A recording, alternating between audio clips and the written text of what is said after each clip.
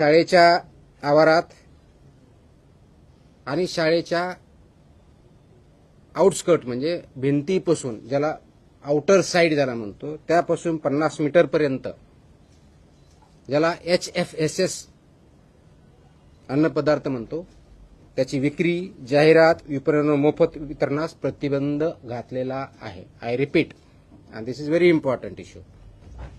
शाळेच्या आवारात म्हणजे शाळेच्या प्रिमायसेसमध्ये आणि within 50 meters outskirt of the boundary. आता बाउंड्री कोणती?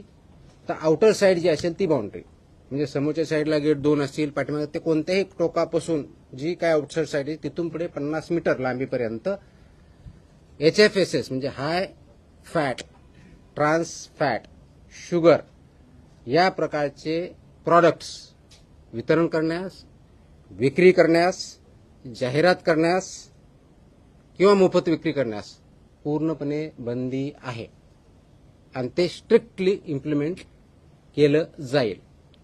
त्याच्यामुळं या बाबतीचं इम्प्लिमेंटेशन तिथली लोकल अथॉरिटी, विशेष करून मुख्याध्यापकाचे, ज्याला शाळा प्रमुख असं म्हणतो, किंवा प्रिन्सिपल असेल तर प्रिन्सिपल, कारण हे आदेश 12वी इयत्ता 12वी पर्यंतच्या शाळाची डेफिनेशन 12वी पर्यंत आहे आणि हे लागू होतं 22 महिन्याच्या मुलाच्या पासून सुरू होतात. 22 महिन्याच्या मुलापर्यंत लागू नाही, तिथून पुढे म्हणजे अंगणवाडीमध्ये जे मुलं येतात तिथून पुढे चालू होतं.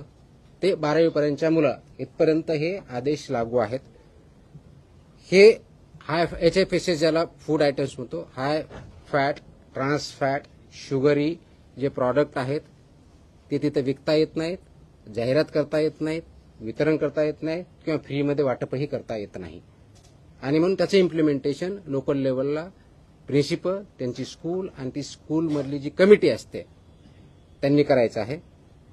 जास्त मीठ, साखर, संतृप्त चरबी व ट्रान्सफॅट असलेल्या अन्नपदार्थ शालेय परिसरात मज्जाव केलेला आहे.